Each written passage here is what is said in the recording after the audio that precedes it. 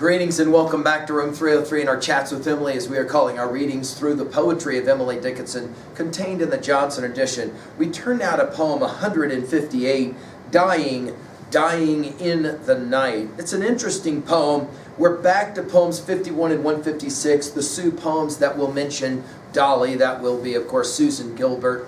We've commented already, and our assumptions are that you've been following our stuff at learnstrong.net, down that left-hand side, Chats with Emily, our playlist.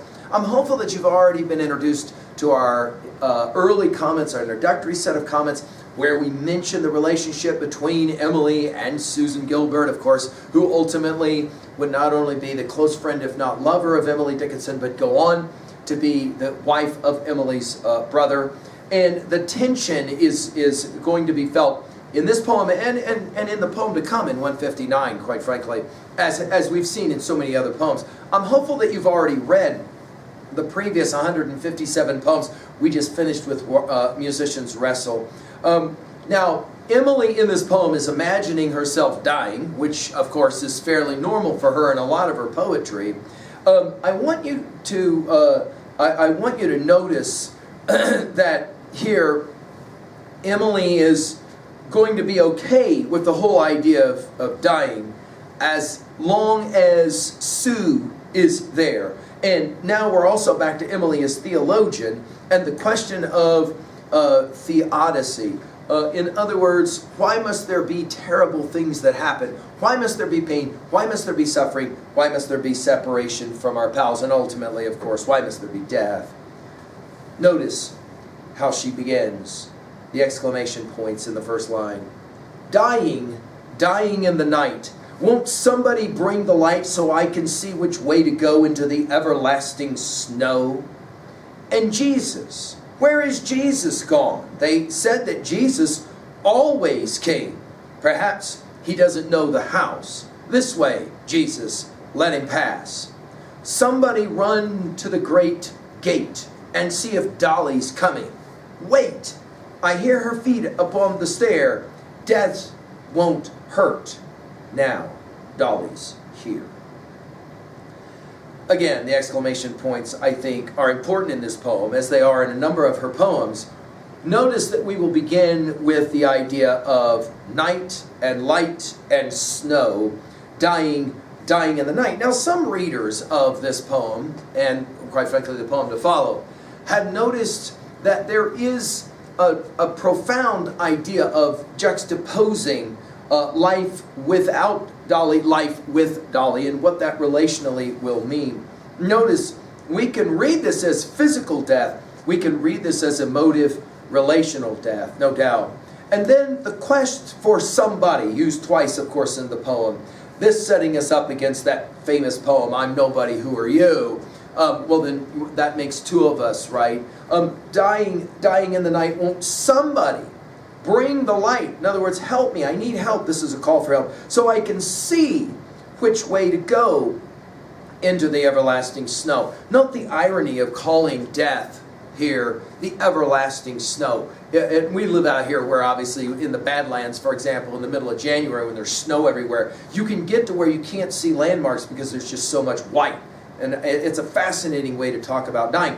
Notice we go from night, darkness, to then the idea of snow just going on and on forever. And then we come to the word Jesus. Notice it's used several times in this poem, right? So it's the repetition of at least 4 times. Jesus, Jesus, Jesus. This is fascinating. Notice it's in quotation marks the first time. Then it's in italics in the second time that it's used in the same line. Now, we're back to poem 85. 15 more poems will use Jesus. When we get to poem 502, it will run like this. At least to pray is left. O Jesus in the air, I know not which thy chamber is, I'm knocking everywhere. Thou settest earthquake in the south and maelstrom in the sea. Say, Jesus Christ of Nazareth, hast thou no arm for me? Now, this is the question, where is Jesus gone? Now, this is, of course, a theodicy question. This is, of course, the question in the old Hebrew Bible, the question of Job. We've talked about this question that again and again Emily will ask, like, where is deity when I need deity? So where is Jesus gone? And then the use of the pronoun they. They said that Jesus always came. Now, of course, this is the they that she's referenced in so many earlier poems already, where Emily will set herself up against the theologians who will give her some promise of Jesus' arrival. Notice then the word perhaps. And when we get to poem 696, as we've referenced a number of times, Emily loves this word perhaps. In 696, it's acres of perhaps. And because she's playing around with the question of what will death be like, perhaps he, Jesus, doesn't know the house. Of course, the ironies are obvious. This way, Jesus, and then let him pass. So there's this notion that, okay, Jesus is coming, I am dying, and then she's back to somebody. Somebody run to the great gate. Now, this is a fascinating use of this word, great gate. We're back to poem 10 and poem 150. But when we get to poem 234, she'll play it this way with that one. You're right. The way is narrow and difficult to gate. Obviously, we're to the Matthew Sermon on the Mount, right? Wide is the gate, broad is the way, narrow is the gate, right, that leadeth to eternal life. You're right. The way is narrow and difficult to gate, and few there be, correct again, that enter in thereat. 'Tis costly, and so are purples. 'Tis just the price of breath. But with the discount of the grave turned by the brokers, death, and after that there's heaven, the good man's dividend, and bad men go to jail, I guess. Now, it's pure Emily to end that little line set of lines, 234, with I guess. Notice, somebody run to the great gate and see if Dolly's coming. Now, of course, Dolly takes us back to poem 51 and 156.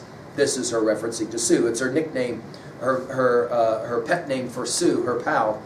And see if Dolly's coming. So notice, Jesus is not coming. Is Dolly coming? Right? And see if Dolly's coming. And then, wait, I hear her feet up on the stairs. Notice, it's not Jesus, it's not his feet. Death won't hurt. Now, Dolly's here. Now, the idea of hurt here is fascinating. Is Emily saying that death can't touch me as long as I've got Dolly? That's one reading of it. Or, if I do have to die, as long as I've got Dolly or Sue there, then I'll be okay as well. Now, I think at 2A, in terms of messages here, her argument is that friendship always helps one to accept the difficult situations in life, and obviously, death would be one of those greatest of challenges. At 2B, the use of Dolly comes back again as representative of Sue.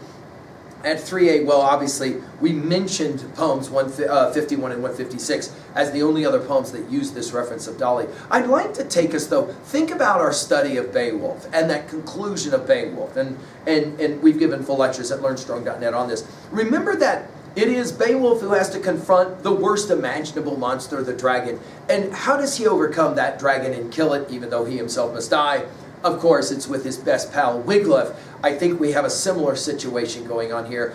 Well, of course, Achilles would have said the same about Patroclus, and on that list goes. Of those who are close pals, we could even say lovers, who will say, I can get through this if I have you. Which takes us, of course, to 3B, and how we own a set of lines like this. Do you have a pal like this? Are you a pal to someone like this, so that as long as they're there, death won't hurt, either literal or metaphor? Thank you.